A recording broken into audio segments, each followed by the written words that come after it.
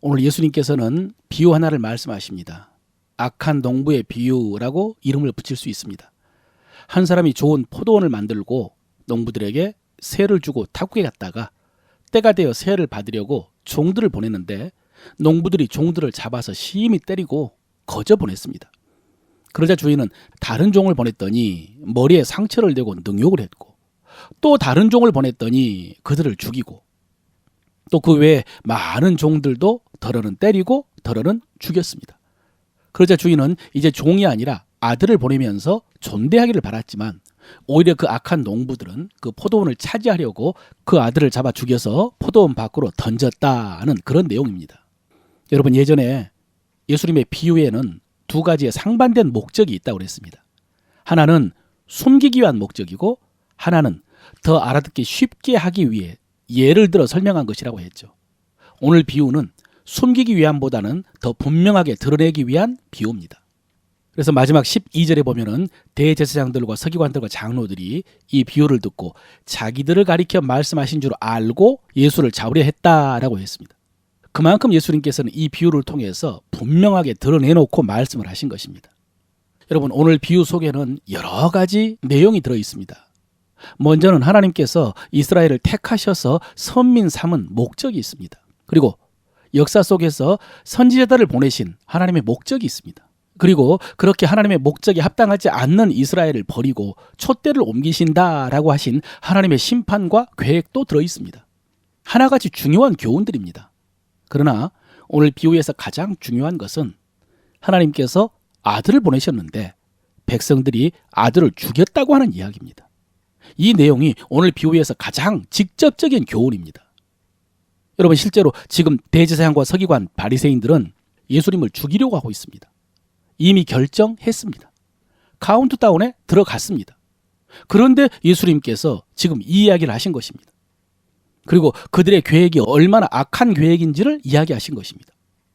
도덕적으로 악할 뿐만 아니라 하나님의 구원 계획 속에서 그들이 어떻게 하나님을 대적하고 있는지를 말씀하신 것입니다. 거기에다가 예수님께서 한마디를 덧붙이셨습니다. 성경에 건축자들이 버린 돌이 모퉁이의 머릿돌이 되었나니 이것은 주로 말미암아 된 것이요 우리 눈에 놀랍도다 함을 읽어보지 못하였느냐, 이 말씀입니다. 무슨 말입니까? 너희가 죽여야 한다고 하는 내가 사실은 하나님이 택하신 모퉁이 돌이라는 말씀입니다. 그리고 하나님께서 이것을 이미 말씀하셨다는 것입니다. 이 이야기를 들은 그들은 이 비유가 무슨 비유인지 금방 알았습니다. 그런데 어떻게 반응합니까? 예수님을 잡아 죽이려고 했습니다. 여러분, 이것이 오늘 말씀을 듣고 난 자들의 반응입니다. 오늘 우리는 이 비유의 내용도 내용이지만은 이 비유를 듣고 난 이들의 반응을 더 묵상해 봐야 됩니다. 오늘 예수님의 비유는 사실은 이 듣는 이들에게 예수님이 말씀하신 모퉁이 돌과 같은 말씀이었습니다. 모퉁이 돌이란 꼭 필요한 돌이란 뜻입니다. 건물을 건축할 때 모퉁이에 세워서 기초가 되고 기준이 되는 돌입니다. 예수님 자신이 그렇게 하나님의 구원의 역사를 이루셨을 뿐만 아니라 지금 예수님의 비유도 그렇게 중요한 말씀이라는 의미입니다. 여러분, 이렇게 예수님께서 직접적으로 말씀해 주셨으면 그들은 그 말씀을 그렇게 귀한 돌처럼 받아서 자신들의 계획이 얼마나 악한 것인 줄을 깨닫고 돌이켜야 했습니다. 그 말씀을 통해서 죄에서 돌이켜서 하나님의 심판을 피했어야 했습니다. 그런데 결과는 어떻다고요? 오히려 더 죽이려고 했습니다. 오히려 더 강팍하게 된 것입니다. 그래서 베드로 사도는 이런 모습을 보면서요, 어떤 자들에게는 모퉁이의 머릿돌이, 어떤 자들에게는 부딪히는 돌과 거치는 반석이 되었다. 그래서 거기서 걸려 넘어졌다라고 말했습니다. 여러분, 중요한 말씀입니다. 듣고 돌이켜 생명을 얻어야 될 말씀에 오히려 걸려 넘어진 것입니다. 우리가 이래서는 안 되죠. 여러분, 사도행전에 보면 베드로의 설교와 스데반의 설교는 거의 똑같은 내용이지만 베드로의 설교를 들었던 백성들은 마음이 찔려서 형제들아 우리가 어찌할꼬 하면서 애통했을 때 그들에게 구원의 복음이 전해졌습니다. 그러나 스데반의 설교를 듣던 자들은요, 역시 가슴이 찔렸지만 이를 갈았다고 했습니다. 그래서 스데반을 돌로 쳐 죽였습니다. 똑같은 말씀인데 어떤 사람에게는 모퉁이의 머릿돌이 되고 어떤 사람에게는 똑같은 돌이 부딪히는 돌과 거치는 반석이 된 것입니다. 사랑하는 성도 여러분, 여러분은 말씀을 꼭 모퉁이 돌로 삼으시길 바랍니다. 그 말씀이 설령 내 심령을 찔러 쪼개가지고 하나님 앞에 벌거벗은 것처럼 부끄럽게 나를 드러내더라도 그 말씀으로 교훈을 받고 책망을 받고 그래서 바르게 되고 의로 교육함을 받음으로 믿음이 온전케 되어지길 바랍니다. 마지막으로 오늘 비유의 내용 중에 지나칠 수 없는 내용이 있습니다. 그것은 비유 속에서 주인이 농부들에게 소출의 얼마를 받으려고 종들을 보냈다라는 말씀입니다.